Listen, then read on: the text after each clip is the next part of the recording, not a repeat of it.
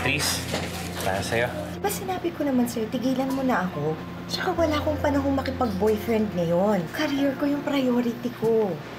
Beatrice, ate, buntis ako. Magkakaanak na kami ni Wilton. Ang dami kong sinakripisyo para makarating rito. Okay na nga sa akin na kayong dalawa eh. Pero bakit kailangan mo pang sirain yung pangarap ko?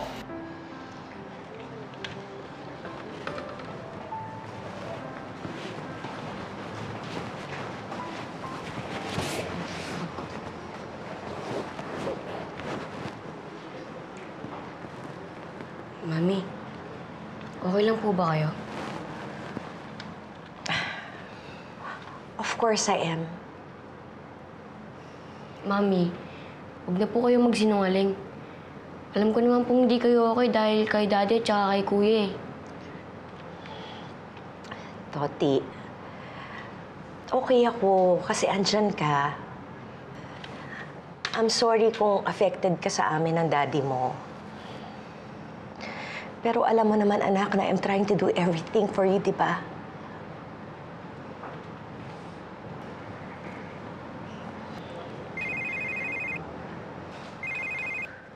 Hello? Anak?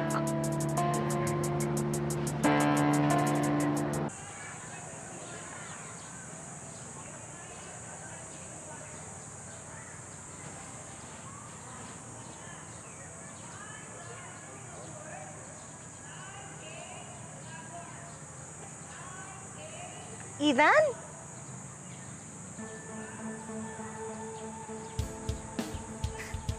Tita Ninang.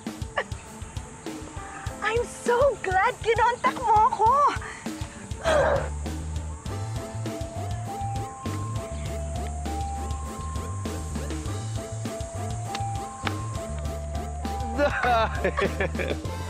Alam mo pa! Buti na alala mo pa! I would never forget, Tita. Never. I missed you, anak! I missed you! Oh, it's so good to see you! Tita, I'm sorry for cutting off all communication. After my dad's funeral, I felt lost. I'm sorry for just leaving and making you worry. Naiintindihan ko kung anong ginawa mo. Pero talagang nag-alala ako sa'yo. Sorry, Tita. Tapos na yon. Ang importante, nagkita na tayo ulit. Kamusta na po kayo? I'm okay.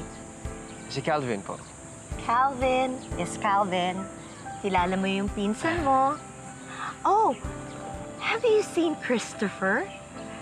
Have you seen your cousin lately? Not yet. No. Let me show you his pictures. There. He's 8 years old now. Tapos ang tangkad niyang bata. Oh, Kuya Iwan mo. Hello, Kuya! Toti. Ba't hindi niyo po katabi si Ate Billy? Ay, anak, ito Ate Billy mo eh. Oh. Ethan, are you okay? Is there a problem? Tita, I know Toti. How did you know his nickname? I saw him. Huh? Saan? Kailan? Nililigawan ko po yung half-sister niya. Si Billy.